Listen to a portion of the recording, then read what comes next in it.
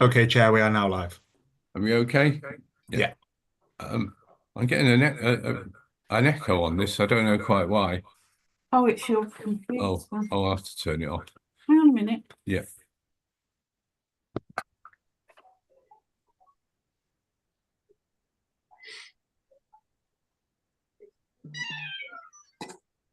I'll take it in the other Right.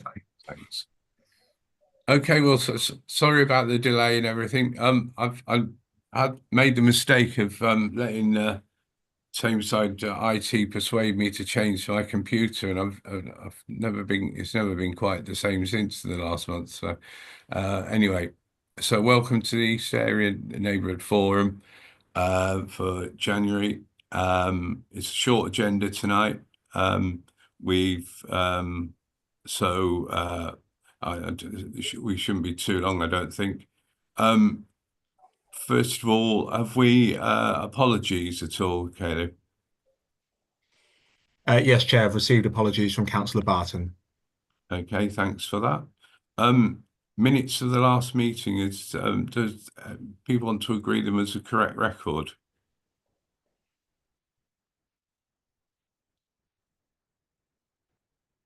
Shall I take that as a yes then? I think you should take that as a yes, Adrian. Do that. Yeah, yeah. Anybody want to raise anything from those minutes? Good. Okay. So on to sort of just chair's announcements, really, just to sort of explain where we got to with this meeting. So a number of requests for stuff around housing. So so I've tried to put something together as Caleb and whatever. So we've had a few problems in terms of personnel changes on the for the people servicing the meeting. Obviously, a bit of a difficulty, a bit of a swap over there, and also for the obviously we've had some changes, rather bigger changes in the council. So and a few sort of different priorities perhaps there. So it has made sort of organising the meeting perhaps slightly more difficult than it might have been. What I've asked for, what we tried to do this meeting was to get Jigsaw along to explain their current situation, what they're doing in terms of housing and all the rest of it, maintenance and all the rest of it. But it was unfortunately a bit too short notice for them. So we're hoping to get them to the next meeting. But what we have managed to do is get Gary Monken along to talk around sort of the private sector housing, so that we can deal with that first, and then at a later date to look at the sort of GM landlords charter, etc. So that's roughly the sort of what we're trying to do. I think probably it might be worth at this stage, I was going to ask for people's suggestions as to where we go, in terms of what items we want to move forward. But I think it might be easier if we just take the next item, which is which we're looking at the future of the group itself and the area forums generally, and then perhaps it'll throw a bit more light on where we go in terms of the future meetings. So unless anybody wants to come back on any of that, we'll move on. Okay. Okay, so if we move on to the first substantive item, then it's it's obviously I think I've raised a number of times, and members on the group have raised the need for some sort of clarity as to what the East area, what the forums are for, what we're trying to achieve and all the rest of it. And I think, and I'm so grateful to the fact that the leader and Councillor Reid have taken this initiative forward and are looking at various options for the future of the group. So I don't know who wants to talk to this. Is it Claire? Are you going to talk to it? Yeah, I'll start off if that's okay. Thank you very much, Adrian. Okay. And thank you for your very kind words as well. And thank you for being so receptive. And it's lovely to be here at the forum. As you've alluded to, this has been a long time discussion from all angles. It's been a bit of an elephant in the room, I think, really. What do we do with the neighbourhood forums? How do we make them really engaging, receptive, useful for us as councillors? How do they best serve our residents? And I know it's something we're all keen to get on with. And following some initial discussion and research, it's become clear that the project to renew the neighbourhood forums or to transform and change them is much bigger than just a name change. And as a result, we want to do a really a much deeper dive over a longer period of time, so we can make a proper assessment as a group, as a council, as residents and partners across the borough, on how these forums or the neighbourhood working goes forward. So again, thanks to the chairs for being so receptive. I did mention at the last full council meeting that there'd be the package of changes coming forward with regards to neighbourhood forum scrutiny and council.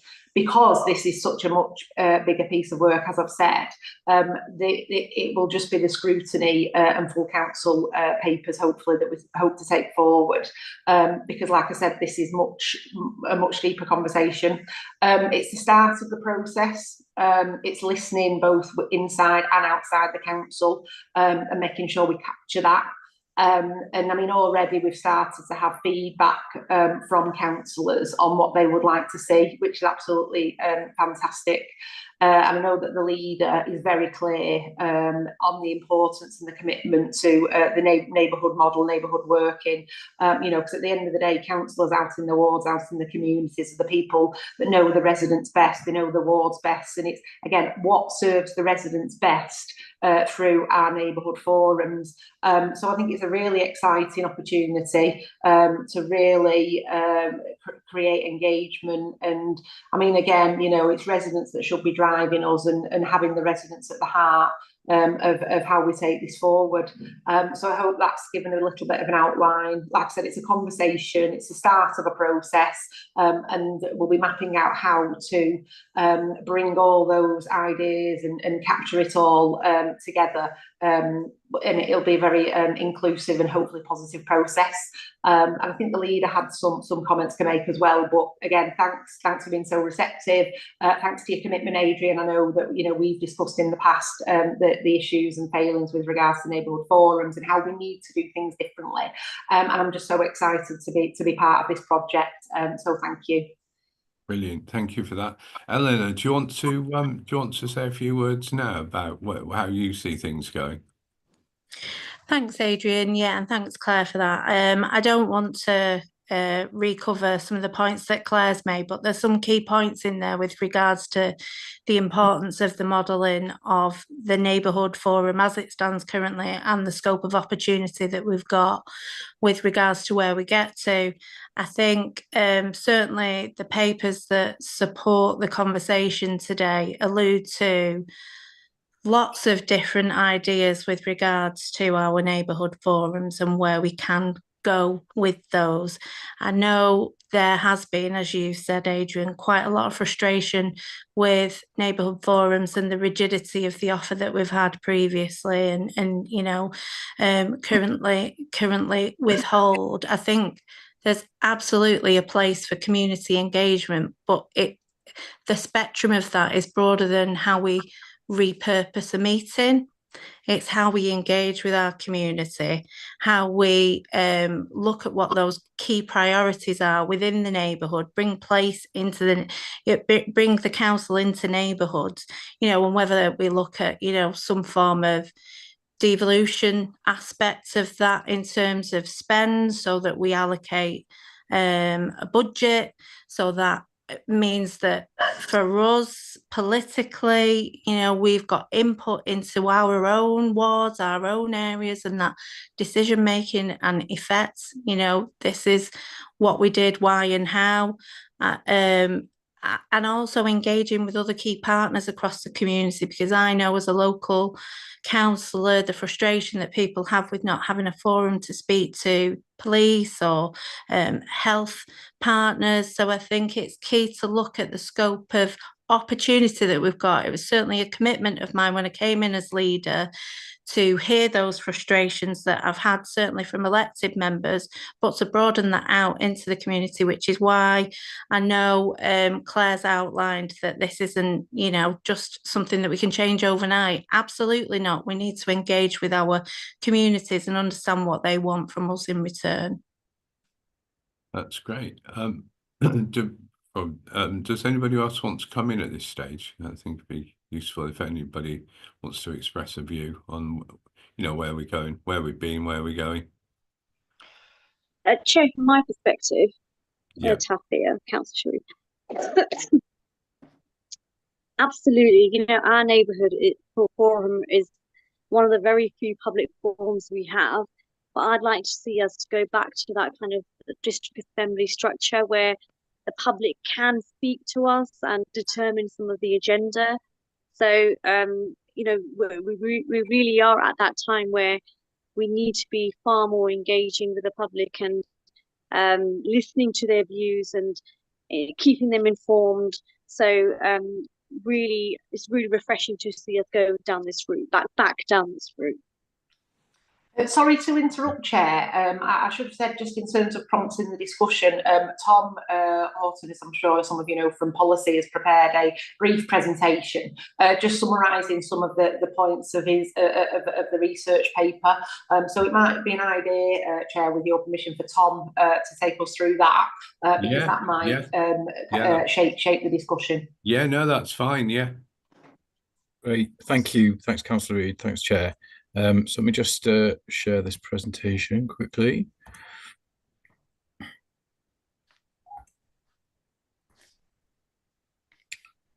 So hopefully that's up now. Okay, so I think Councillor Reid shared a paper with you, which has some extracts from that on here. But just firstly, in terms of the current model, I know most of you will know this, but just for completeness, the neighbourhood forums currently meet quarterly. They are predominantly online meetings, although I think South still meets face-to-face in different venues. They are public meetings, but online attendees only really watch the live feed, and they're not sort of meaning to be promoted in any way. So awareness is very low amongst the public that they even exist. Public can submit questions in advance or during the meetings, but only a handful have been received in the last year across them all. And in terms of the agenda, that's decided through conversations between senior leadership team, democratic services, and the chairs. So there's not a great deal organically coming up, as it were. So that obviously perhaps needs looking at as well. In terms of some limitations, as before, the agendas are centrally agreed and driven, and that makes the meetings much more like consultation exercises about borough-wide plans, rather than things that are about place. And there's no real devolved powers, as a leader hinted at before, or funding to enable you to really engage residents or local groups and have that leverage to get them interested and motivated to take part in discussions. So resident engagement through the forums is quite limited, and where it does happen, it's quite topic specific. So the resources attached to it there is some democratic services officers' time, but not really enough for them to add any meaningful value other than sort of administering the meetings. So the resources is probably another limitation. And then in terms of a future model, there are an array of options, from standing the meetings down completely and not replacing them with anything, right through to citizen juries and devolving all sorts of powers and budget. And here on the slides, a few examples of the kinds of things that you can see elsewhere as sort of food for thought, from problem solving, devolved decision making, participatory budgeting, supporting community groups and leaders, consulting with residents, as we've said, providing information and resources to help build knowledge in communities and increase accountability with the electorate. then also just the basics of problem solving and ultimately, improving services. And another way of showing that is through the engagement spectrum, where you can see along the bottom, you can see that the further you go along the spectrum of citizen participation, you get that increase. So all of these methods essentially are on the table and open for discussion, from just monitoring what's happening with data through to informing residents about what we're doing, consulting with them about what they think about what we're doing and plan to do, and then involving them in decision making, and then finally empowering them to make the decisions. So that spectrum really shows what the art of the possible is. And so, as Councillor Reid said, we're right at the start of this conversation, so it will be helpful to understand your views and hear some of the really big questions and broad questions you can see on the slide. So really, that's the start of this conversation, as I say. So I'll stop sharing now. Thank you. Thanks. Excellent. So just one question for me to start with. What sort of timescale are we looking at here?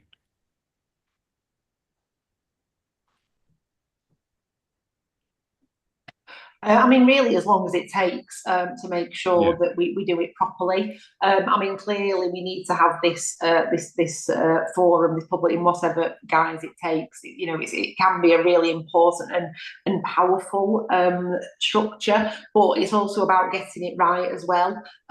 So it's, I mean, clearly the next municipal year we're going to be in a transition period where we're going to be consulting, but also in terms of members, if they want to carry on with the existing model as well. I think that's something that the leader would like to happen. So I mean, I think by the end of the next municipal year to have everything in place. I mean, there's quite likely going to be some governance and constitutional changes. There's the conversation about planning, budgets, the resource. So I think it's a case of as it develops, and this is very much about members and communities and what they want. So we're more than happy to be responsive and reactive to that, as well as taking that strategic lead to make sure we bring all our partners in as well. Yeah. So can I sort of throw it open to other members? Yeah, Chair, we've got a couple of hands raised. We have Councillor Billington and then Liam, fire away. Yeah, quite disappointed really with the target of the next municipal year and saying however long it takes. We've been going on about this for years, and I don't see what the problem is to revert back to the old district assembly model for now. I get that you want to have budgetary powers within there, and that's great. So just roll that out as and when you're ready. But I just feel that the council is purposely trying to stifle this along because it is, well, the last time we had district assemblies, they started becoming a bit more rowdy with the public, with their requests, and rightfully so. We should be held accountable for that. But it just seems to me that you wanting to shy away from it. You come out with all this word soup and going on about all these fluffy words, etc. But you don't seem to be actually doing anything. So I think we need a more definitive timescale, as what Councillor Pearce has said, and I think it should be brought in for the AGM. Thank you. Okay. Should we take any more questions first, and then we can perhaps ask? Yeah, the Chief Executive was next. Sorry. Okay, do you want to fire away? Yeah, thank you, Chair, and good evening. And a quick reminder, obviously, the leader and Councillor Reid, myself and Tom came here to engage with, and we're going to all four in this cycle to listen and engage about the future of neighbourhood forums. And what's clear to us, and I have to disagree with Councillor Billington, what's clear to us is that the opportunity is enormous. As we look across the country, some councils are very advanced in their neighbourhood working. And as we look in Tameside at some of the challenges we face, then we talk to partners, whether that be health, the voluntary sector, police, housing, schools, education. And we're all wrestling with enormous demand and service pressures. And yet some of the opportunities lie upstream in the way we work with residents, not do to them.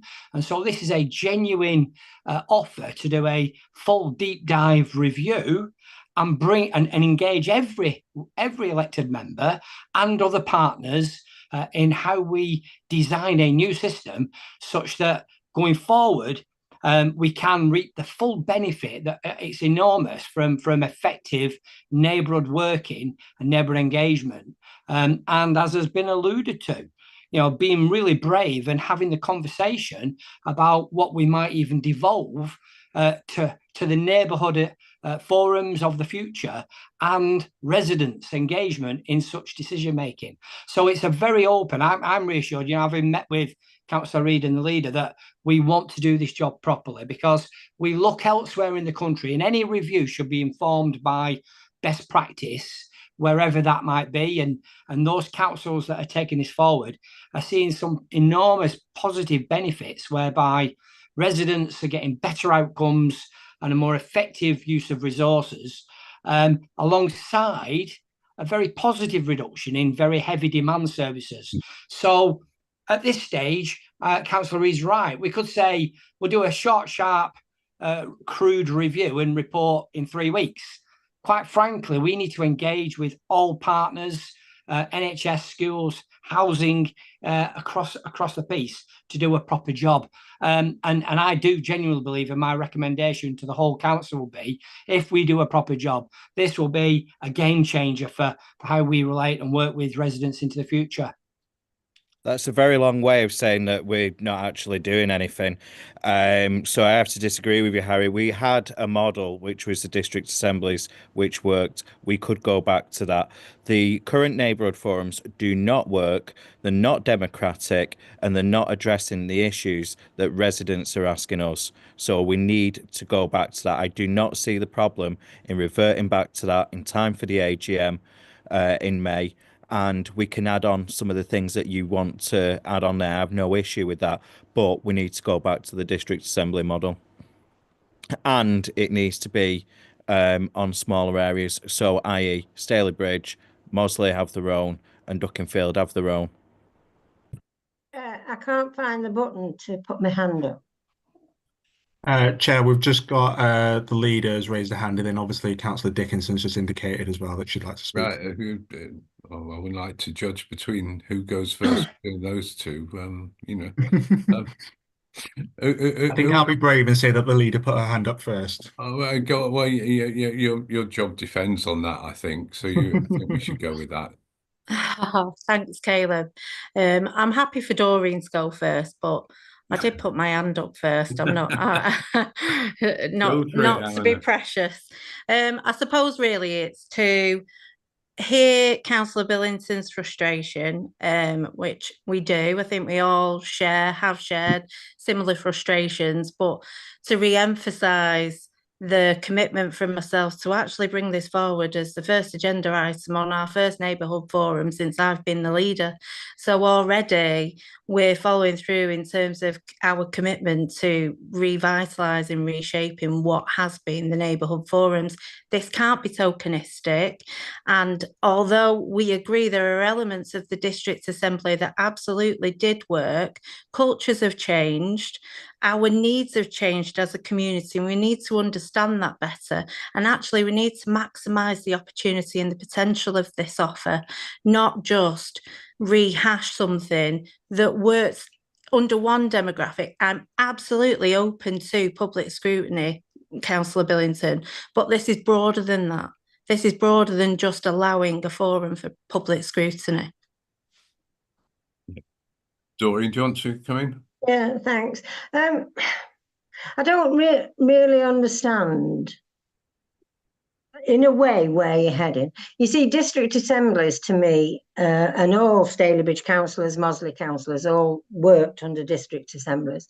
And they did work. The hall was full when we had a district assembly, and we used to have the police, the fire, Jigsaw, everybody was there, so any resident could ask them questions. The fault with the district assemblies was the fact that we, as councillors and the council, allowed them to become just massive surgeries, where people came and moaned about their little area, instead of what the purpose was for kind of the whole of Staley Bridge. And I think if we could find, it's no good inventing the wheel, but if you can find a way with a constitution or whatever, what we want out of the district assemblies, I really thought they worked. I was on them for a long time, and they did work. I mean, we used to have highways used to send the roads that wanted doing, and as councillors, we used to work together and say, okay, because the budget was there and we could only do, say, 5 out of 10, and we used to pick them, one for each ward or whatever. But we all worked together. I really thought it was. I thought it was a good system. Okay, thank you. Yeah, I suppose that is a sort of a risk that yeah they do become sort of ward surgery. So That's why they went wrong. Yeah, but I know, and I suppose the other issue is about resourcing, isn't it? And we've Yes. got to make sure that whatever we do is can be resourced, I suppose. Yeah. Chair, if I may, I just wanted to thank Doreen for her input. You know, it's absolutely vital and very much valued by myself, and I know the leader. You know, your length and breadth of experience. You know, we've had many conversations about Tameside and the council. Absolutely vital, and I really welcome the opportunity for you to feed in and what works for you. It's cross party. It's not about one ruling group. No. This is about the borough and the residents. And I take your point about the super surgery aspect, but again, I mean, anyone who knows me knows I'm an absolute planning buff, so a planning conversation would be something that I would advocate myself. But again, it's where we're going, and it's that conversation. It's the start of a process, but I really just want to assure you I really value your input and your experience of being in Tameside Council for so long. Thank you. I suppose the other issue is important is the sort of geography and getting that right as well, in terms of how we at the moment we divided into four areas, and make sort of looking at those areas to make sure they work in terms of being in parallel with other organisations and services if we're trying to bring other people on board. So I think that we need to make sure that that works. My other thought was that perhaps that we should if we can get the sort of constitutional changes in place, maybe they in some ways, whether it needs to happen all in one go or whether we can do it sort of over a period in the next municipal year, that would, I think, if we can, it might be that the budget stuff doesn't come till later, but I suppose the other one is to try a couple of pilots, maybe. I don't know. I mean, nothing's off the table at all, Councillor Pearson. I think that's the beauty of where we are now. This is a genuine dialogue, and it's the geography, and then obviously there is a cost element, but nothing's off the table. And like you said, making incremental changes might be a way that makes sense. But yeah, this is there's no hard lines here for me. It's about what works and what's best for the residents. Yeah, because well, with the geography, I do recognise the sort of fault of the area forum in the east one is that because Staley Bridge has 9 councillors and Mosley and Ducky 3, it tends to be a bit skewed towards Staley Bridge, as Jack sometimes tells me. But so we do need to make sure that however we do it, people feel that their area is covered, I suppose. Has anybody else any points they want to make at this stage? Chair, I had my hand up, but it's gone now, so I'll physically raise it. From my perspective, I mean, it'd be really good to look at good practice, what works up and down the country. In Luton Borough Council, when I was there, and I have said this before, we did have these great big district assemblies. They were called something else. Can't remember now, it's been a very long time. But prior to the district assembly, the ward surgeries took place. So for half an hour, a ward surgery, whether it's Mossley, Stalybridge, Ducky, the surgery will take place where the casework is taken on.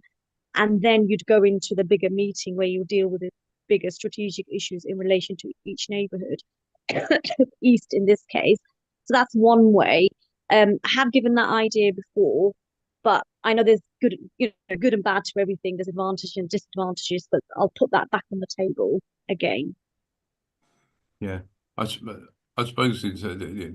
I know myself and Ellen had a discussion about how the frequency of meetings and how about whether it's when whether you have more regular meetings, which would obviously be more resource intense, or whether you do a couple of larger meetings, sort of half yearly or 3 a year or something like that. I suppose it all depends how, at the end of the day, whether you're looking to sort of take issues forward within the meetings as a sort of work, almost like a sort of working group, or whether you're taking them forward as sort of one-offs or and reporting frameworks. I don't know, but I think that would be important to work out how we want to do that, really. Adrian, can I just say something? I too can't find the hand, just like Councillor Dickinson, but I just had to pick up a couple of points. Obviously, I've been on the council a long, long time, and I don't think we should underestimate how powerful district assemblies were and how useful they were to us. Just going back to the days when I led on the Britain in Bloom, and we won the regional and we won the national. Roy had me going out to, I would have thought, no less than 12 councils up and down the country. And the one thing, to speak about how we approached in Bloom and how we'd made that journey, but the one thing that I can say that virtually every council picked me up on was what were district assemblies. We were streets ahead. And it's interesting to hear the chief exec talk about how other authorities are way in advance of us now. We were way in advance of the majority of councils up and down the country in those days. We've really lost our way. But the key things are face-to-face, the most open form of local government. Our constituents are literally 3 meters from us, and they can ask those questions, they can see our reactions, they can see our body language, they know if we're fibbing. It's absolutely perfect to get the trust of the electorate, and it's so powerful. We should get back to something as close to those as we possibly can. That's my view. Yeah, can I just come back, please? Yeah. I remember we had a members development, and it was I can't remember his name. It was the leader of Bradford, I think. And he was talking how they ran, and they were area assemblies. Kieran Quinn was leader, and this chap was saying, I was really impressed. You were impressed, Dave, because I remember you speaking. And he was saying it was Barnsley Council, Doreen. It was what? It was Barnsley Council. That's right. That's right. Sorry. Anyway, he was absolutely great, and he said, what I do, I give each area like 150,000. And Kieran said at the end, that won't happen, but we're not bothered about that. I'm talking about the principle. And he said, they do their own they decide their own road repairs, everything. And it was very similar to a district assembly, but with kind of more powers because of more money. That's the only reason it had more powers. District assemblies include the people. The name might be different. I mean, Carrie, if you've been to different authorities, which you certainly have, you know Stockport have kind of an area assembly and they have a budget, and that works. And that's called a different thing, but it's the same thing as a district assembly where the councillors and the public meet together and decide with whatever big, small, medium budget what they want to their area. Yeah. Thank you. And Chair, if I can just come in as well on the back of what's just been said by the last two councillors. Tameside was regarded as outstanding practice in the early 2000s. Absolutely, it got something called beacon status, Okay. So what's clear tonight, and for me, and certainly what I've heard from the leader and Councillor Reid is, let's do a review. Let's make sure that we bring all the very best ingredients. And you know what? If we had it before and it was best practice, bring it back. But let's design something together. Let's get all members contributing. And then as we launch something, we know there's going to be a massive enthusiasm for it. But as I just did a brief research on Tameside, back in, I think, 2005, you got Beacon status, which was a very special recognition of the outstanding quality. So, you know, we can factor some of that back in. Absolutely, we can. We're not looking for some quirky, magical new thing that doesn't work. And absolutely, it has to work for Tameside. But when we look elsewhere, it's just to bring ideas, but it needs to work for Tameside and all elected members. And that's what this review offers you. I appreciate on tonight's meeting, it's a kind of conversation. What I was going to ask you, Chair, is how might we best then also get individual feedback from councillors from from your forum, and we'll have the conversation with the other three. And it may well be that, through Tom in policy, we can receive on a kind of standard questionnaire information directly, because there's an absolute genuine commitment to an open review here. And what, we've just heard some great practice in the past. I mean, to be honest, you've preempted my question there, really, because I was gonna ask you that very same thing. Yeah. Is there a sort of consultation framework, or just a questionnaire or something like that, which we can fill in, or is there an email address that we can contribute our thoughts formally, in terms of following what people have said tonight? I'm really keen on having some face-to-face sessions, whether they're on neighbourhood areas or all members, but with proper breakout conversations in the way we used to when we used to have really fruitful member development sessions. And that's something as well we want to replicate with the partners to make sure that everybody is getting what they need and it works for everybody. But again, whatever form of engagement you want to get the message to us, like I said, nothing's off the table. It's a conversation. We just want the information. We want to find a way to make this work for everybody, and that it's the best interest of the residents, like I always say. So, like I said, nothing's off the table. Sorry, Chair, we've just had a couple of hands come up during the conversation. I think the leader did have a hand up, but it has gone back down. I'm not sure if that's just expired or whether the point's been made. Did you want to speak, Eleanor? Yeah. I think Harry pretty much said my points. I imagine maybe following on from Liam, and my hand might raise again, but I think the discussion overall has been really encouraging, and I actually think we all want the same objective. I think Dave and Doreen have kind of pitched it perfectly with regards to the objective where we got to previously, and I think it is important for me as leader that we look at the achievability of some of those things that we've had before that have impacted our communities long standing. Yeah, absolutely. And then, Councillor Billington has also indicated he would like to speak. John, too. Go. Yeah, I just want to stress, I do think it has to be like the 9 individual towns. I don't want it going to, the size that we've got currently is just far too big. I don't want to be traipsing myself up to Mosley. No offence, Taff, but it's a pain to get there for me, and I want to scratch my eyes out by Stephen going. I'm trying to unmute myself vigorously here. It's not a pain to get to Mosley. We can get to Stalybridge, Denton, across Tameside. When you drive, I don't. We are Tameside, and we should be able to get to Tameside where in a very nice manner. It shouldn't be a pain at all. Well, I don't mind walking to Ducky Town Hall, which I do quite often. But I hate going to Droylsden. So I think, and I imagine as well, there'll be a number of residents who will not want to go to Mosley from Stalybridge or Duckingfield. They'll just see it as a hindrance, and that will also reduce attendance as well. So, and Mosley in the past, I think they had 6 councillors on there because some of Stalybridge North went into Mosley, if I remember correctly.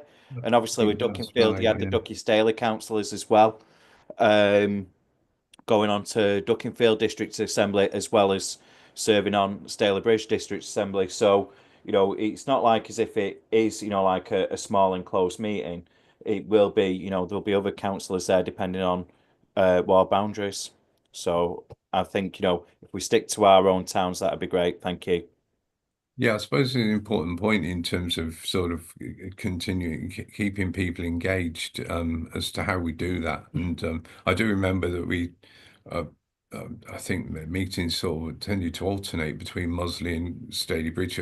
I was only on, I think, the council for the last knockings of the district assembly, but I think that's how it used to happen. And of course, loads of people from Mosley turn up for the one in Mosley and loads for the one in Staley Bridge. So there was a little bit of an issue there, I think, which does need to be probably addressed in all of this. Can I just say, Chair, that was at the end of the district assemblies that Dave and people that have been on a long time know. Yeah. Because as Liam said, Mosley used to be 3 Staley North councillors and Mosley. Duckingfield used to be 3 Staley Duck councillors and Duckingfield. Right. And then Staley Bridge had the 9 councillors. Right. Oh goodness. Yeah, that was before my Yes. my time. That's what Dave and I are saying. It's when it worked well. Yeah.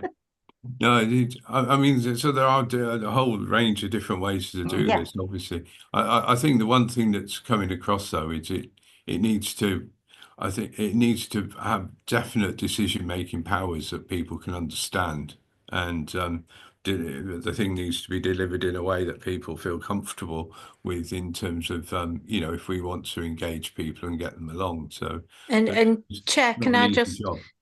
Sorry to interject, but back to Liam's original point about just, you know, throw in the old DA model and get that through the Constitution. It's evident just by the nature of the complexity of the boundary and what, you know, what representation in each area, this does need consideration.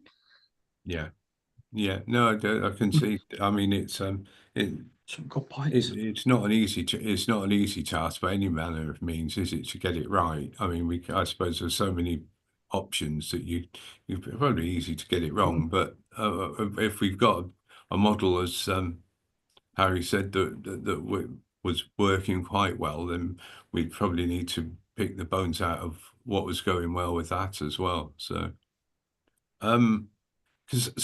actually, I'm a little bit confused as to where we get consultation, you know, where we respond to in terms of views, because I would like members to sort of have some direct input, you know, from this group into the process.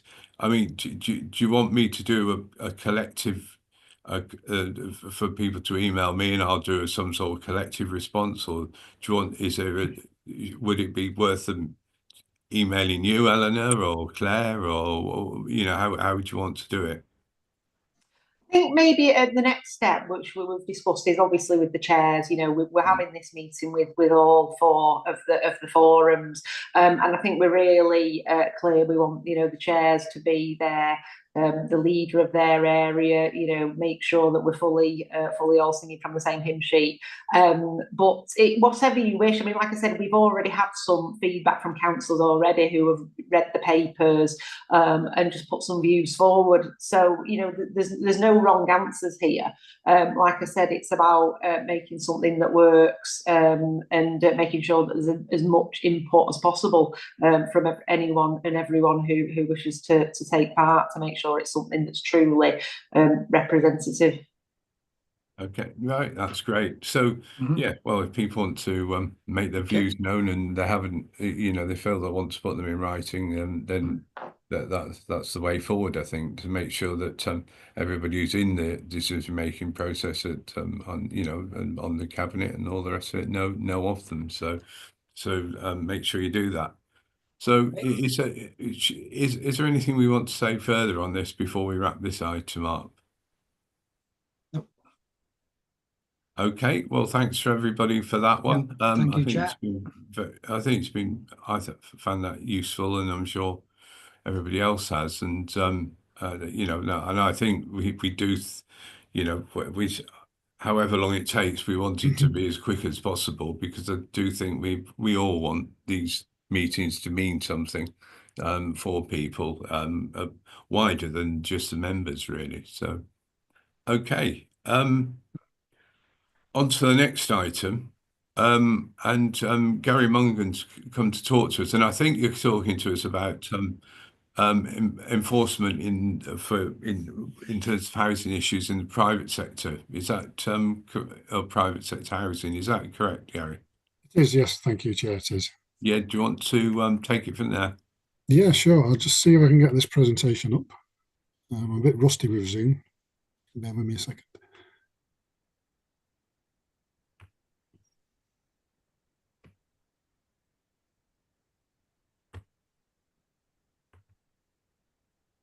Does that come up?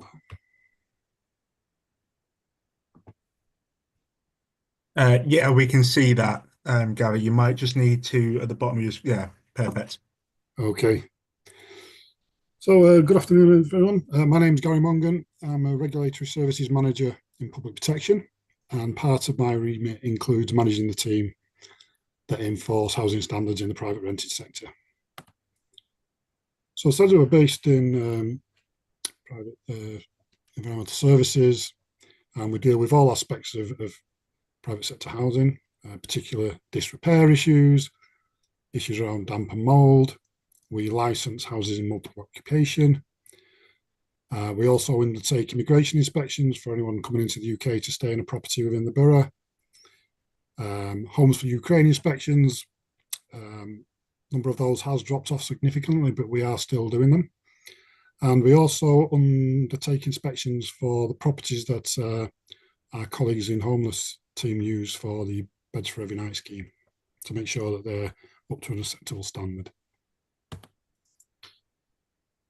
So on average, we investigate around 350 disrepair complaints every year from tenants within the borough. There's a range of issues. It might be leaks, it could be central heating systems not working, security issues. Damp and mould has, the number of complaints has risen dramatically, particularly following the awful incident in Rochdale, where a young boy lost his life, and damp and mould was attributed to be one of the major factors in that unfortunate incident. To be fair, the vast majority of landlords within the borough are compliant once we get in contact with them. We tend to find we need to take very little formal action in regards to serving notices and prosecutions.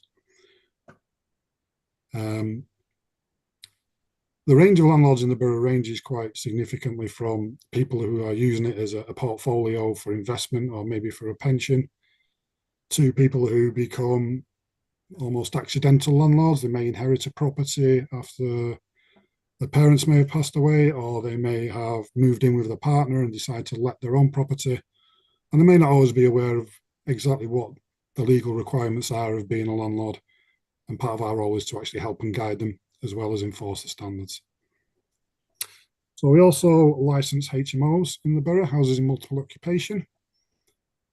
Any house where there are 5 or more residents living as two or more separate groups who share facilities such as kitchens, bathrooms, dining rooms, the authority needs to grant them a license to make sure that the property meets the required standards.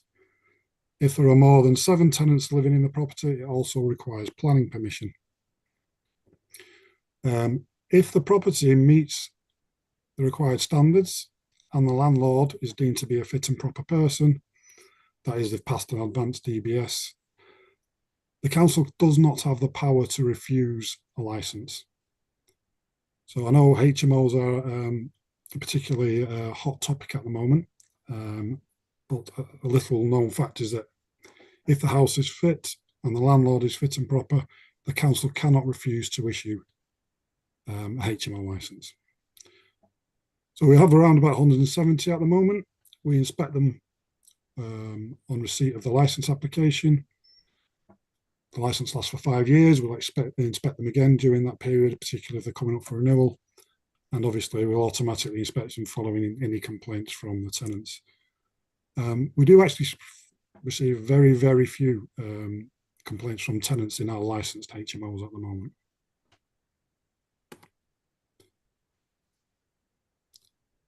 I'm just trying to move this out of the way. So the Chair mentioned briefly the Greater Manchester Good Landlord Scheme earlier on. There's two sides to that. One's working with the registered providers, and the other's working with the private rented sector. So a good landlord scheme has been established to improve the private rented sector across Greater Manchester. It's been funded by the Combined Authority. It had a budget of 1.5 million over 3 years. I think we're coming now into the final year of those 3 years. And the main focus was improving enforcement in the private rented sector. There is a massive national shortage of trained housing standards enforcement officers across the country nationally. Following the austerity from 2011 onwards, 45% of housing standards enforcement staff were lost. And we're now looking to try and retrain and bring people back into housing standards enforcement. And as part of the Good Landlord scheme, every local authority in Greater Manchester was offered the opportunity of one subsidised apprentice to work in housing standards enforcement. The scheme would pay for half the apprentice's salary and on costs, as well as additional costs for training and bringing them up to a Chartered Institute of Environmental Health recognised qualification. Our apprentice started in April 2023. He's a local lad from Droylsden. He's called Lewis. I don't know if any of the members have come across him. He's very, very good. He's passed the first part of his qualifications with flying colours, and he's doing really well. And it's good to see the scheme train up a local lad. Hopefully we'll be get him a decent career and be able to progress in that. And he's doing a fantastic job for us at the moment. In addition to that, we also received some funding from what was the old DLUC to look at the introduction of civil penalties. So there was a piece of legislation introduced in 2016, the Housing and Planning Act, which allows local authorities to issue a civil penalty notice of up to £30,000 as an alternative to prosecution for certain offences under the Housing Act 2004. Local authorities were expected to develop and document their own policy on when to prosecute and when to issue a civil penalty notice. And in April 23, Greater Manchester Combined Authority was awarded £2 million as part of a local enforcement Pathfinder project. And the project was designed to look at how we could increase the use of civil penalties in Greater Manchester. So the council made an executive decision in June 23, and we accepted the funding. And obviously we then needed to draw up and implement a CPM policy, which was done and was approved in September last year. So we received 170,000 of that funding over 2 years to investigate how best to use CPMs and what the potential benefits of using them would be. What we did was employed a regulatory compliance officer on a 2 years fixed contract. The idea of that was that we would train him up, and he would then triage and look at the lower level complaints, which would allow the more experienced officers to concentrate on the more difficult, complex cases that we may look to issue a civil penalty notice in. So again, the officer's been doing a fantastic job. His name's Warren Turner. He came from the old Neighbourhood team. I'm sure a few members may know the name and have dealt with him previously. Again, very experienced, an excellent officer doing a fantastic job. Obviously, the policy was only approved in September, so we've not had any cases yet where we could look to actually implement it. There are some significant changes coming up over the next 12 months in relation to the legislation around housing standards. There's currently a bill going through Parliament at the moment called the Renters' Rights Bill. In February, the first week of February, it'll be having its second reading in the House of Lords before coming back to Parliament. And they're expected that it'll gain royal assent probably towards the end of the summer, if everything goes to plan. And this new legislation will bring a lot of major changes to the legislation and how we enforce it and what landlords can and cannot do. The first thing it's going to do is abolish Section 21 evictions, which are the no-fault evictions, which currently allows a landlord to give his tenants 2 months' notice and just request them to leave the property. That will go. There will be grounds where a landlord can take back his property, but they'll be very specific. The examples are if he decides to sell the property or he wants to move members of his family into the property, but the notice period is extended and the landlord has to be able to demonstrate to the local authority that this is actually the case. It's going to provide a stronger protection against so-called backdoor eviction. So that's where a landlord uses an unreasonable rent increase as a way to effectively force the tenant out of the property if they've got no other grounds to evict them. It's going to introduce a new private rented sector landlord ombudsman, similar to the one that operates in the registered providers system, social landlord system. It's not quite clear yet how that landlord, how they will interact with us and the legislation that we enforce and where the crossover and the links between those two pieces of legislation will come. This one, the next one for me is really important for us. It's the creation of a private rented sector database. This will require every landlord who has a property in the private rented sector to register on the database with the local authority. Currently, unless you're a licensed HMO, there's no requirement for you to register with a local authority. This means that we don't know where our landlords are, we don't know where our private rented sector tenants are living. Having this database will effectively enable us to go from responding to complaints made by tenants and will give us the ability to take a proactive approach to inspecting properties. We'll know where they are, we'll know who the landlords are. If we get a complaint from one tenant about a particular landlord, we can then check maybe has he got more properties? Do we need to look further into those properties? So for us, I think this will be a real game changer. Next thing, tenants will also have a right to request a pet in the property. The landlords will have to very strong grounds to turn that down, although they can ask or make sure that the tenants actually have insurance to cover any potential damage caused to the property. There's also an intention to apply a decent home standard to the private rented sector.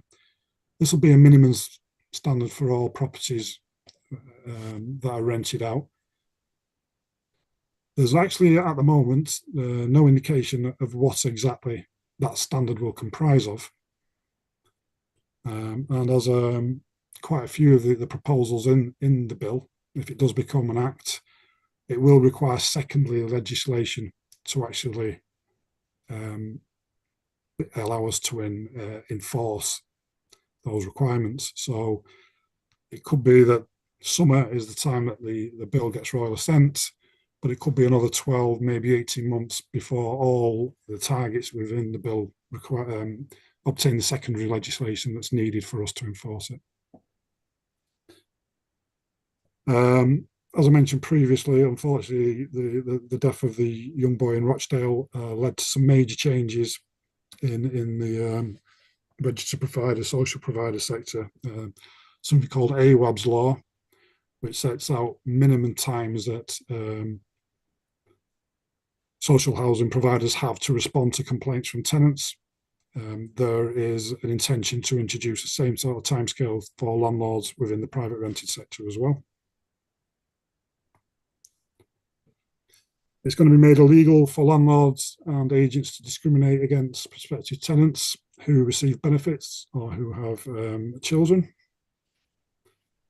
There's going to be an end in the practice of rental bidding. So every property that is now up for rent, the landlord has to advertise what that rent will be, and it will be illegal for him to accept any more than the advertised rent. It's going to give us, a local authority, additional enforcement powers. It will raise the level of a CPN, currently at 30,000 to 40,000 for persistent offenders. Again, there's indications that some offences will go straight to a civil penalty notice. There'll be no chance for a landlord to rectify it. Again, the details of this are yet to be made clear. And it will also strengthen rent repayment orders. So that allows the tenant or the local authority to recoup rent from a landlord if they can demonstrate that the house has not been up to an acceptable standard.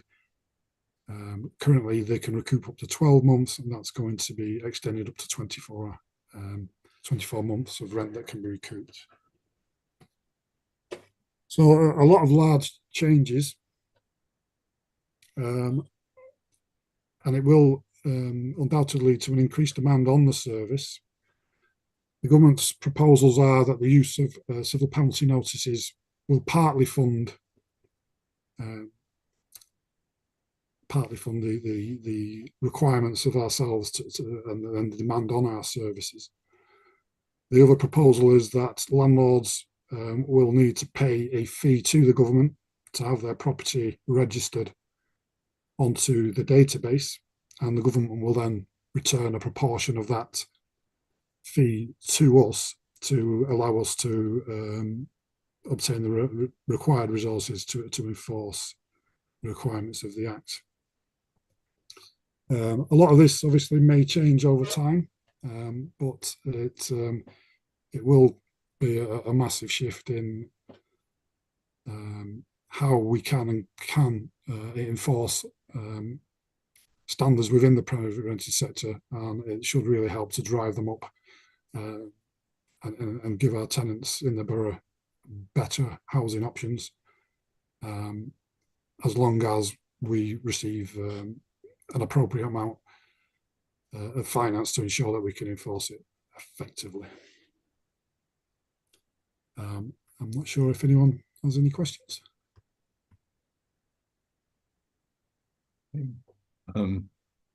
Chair, Councillor Billington has indicated he'd like to speak. Yeah. Liam, do you want to go?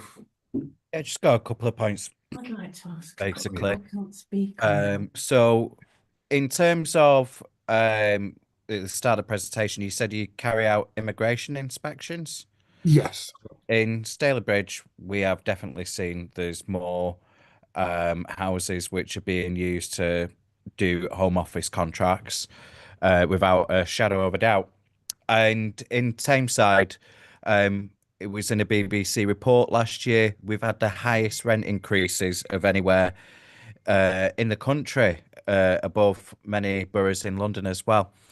And these immigration houses are pushing up rents for ordinary Tamesiders, which is not right, because landlords are being greedy and taking these contracts. And I feel that we need to be pushing more penalties on these types of properties that cause issues, and residents in areas are becoming increasingly unhappy with it.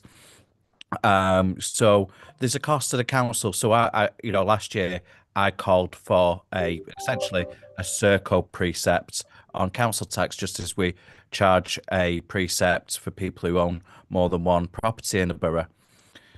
The other thing is, as well, is these new rules in the private rented sector are very much needed and long overdue. There's a lot in the renters reform bill that I do agree with, but what is disappointing is how social housing is being overlooked. Because as a councillor, I get more complaints about jigsaw housing, and they're just very despondent when it comes to councillor complaints. I think it was last year I contacted, might have been you, Gary, or someone else, where Jigsaw were overcharging on service charges, but there was nothing that the council could do about it. So I think we really do need that push that, these high levels of standards need to be applied to the social rented sector, because it shouldn't be that you have more rights because you can afford private, not that people can afford private with the way rents are at the moment, but it shouldn't be that because you pay more for housing that you get more rights. Social tenants deserve those rights as well. Thank you. Okay. Can Christine come? If you come in now, Christine can't get access on my computer. So, Sorry. oh, very confusing. Is it? Go for it. Liam's still up. Can you? Yeah, I think you're okay. Hello. Hi. Hello. Oh, hi, Gary. Hello.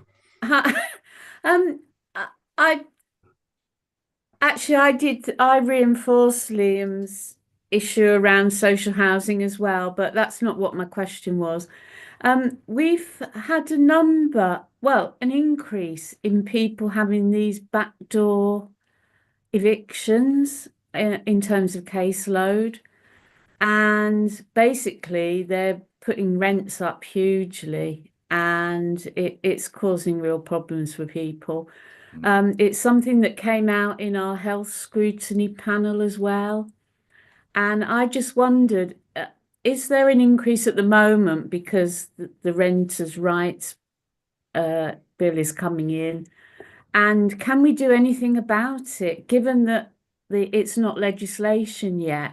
And that was just, it would, do we have a date? Can we let you know certain landlords if they're doing this? So that's a sort of quite a long involved question, but I think I would imagine that a few of us are having the same problems with constituents at the moment. Yes.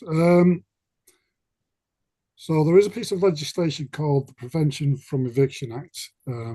It's quite an old piece of legislation. I think it's 1977 the act was. It's not enforced by my team. In fact, it's not even a duty to enforce it by a local authority. It's a power that you can or consider if you wish to. I know in the past that the Tameside Housing Advice Team have helped with people who've been unfairly evicted. Right. I know it's not going to help at the moment, but the new act is going to make it a statutory duty for local authorities to enforce that act. So anyone complaining to us once the act comes in, we will have a statutory duty to assist them and investigate. Obviously, that doesn't help for your constituents at the moment. There is the provision for anyone to appeal a rent rise. They'd have to go to the first tier tribunal, who would make an independent decision on whether or not that rent rise is fair and equitable. It is rather a lengthy process, I believe, and it's not something that the council, again, the Tameside Housing Advice, may be able to assist tenants with that. Right. Well, that's useful to know anyway. But obviously, this legislation is going to take some time to come in, isn't it? It will. And that's my worry, that people are getting dumped out because they're what obviously landlords are trying to do it before the legislation comes in, and it's of real concern, I think. But no, thank you for that. That is helpful. Thanks. Thank you, Chair. Yeah. Are there any other issues and points that people want to raise for Gary?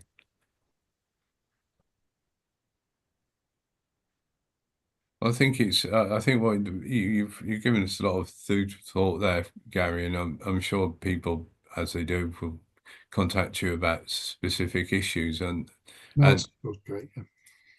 Yeah. And you know, I do think the issues around with the social housing sector as well. We hopefully we will get Jigsaw along to our next meeting so we can quiz them about their particular role and what they're doing.